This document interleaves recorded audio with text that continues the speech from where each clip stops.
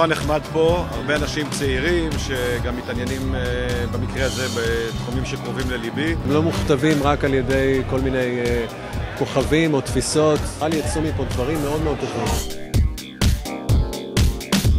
טלוויזיה במיטבה הייתה ברצלונה בכדורגל מבחינתי.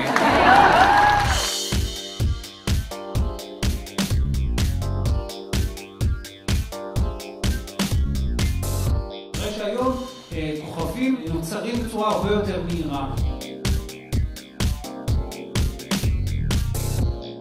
והרבה פעמים פופולריות תנצח את היכולות, כן?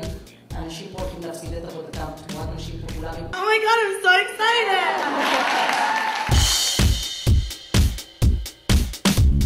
מה כן תרבותי ומה לא תרבותי זה גם משהו, דיון מאוד מתנשא תמיד בעיניי. מיליון צופים רואים את זה. או שנחליף את העם, או את העיתונאים.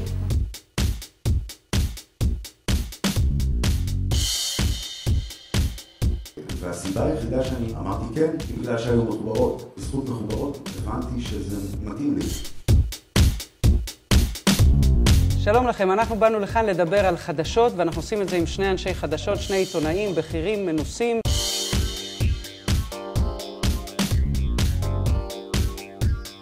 כמו בכל שנה נפתח הפסטיבל בהענקת פרס החלב לאישיות טלוויזיונית בעלת חשיבות מרכזית. השנה בחרנו להעניק את פרס כד החלב ליוצרת הטלוויזיה הגברת תמירה ירדני.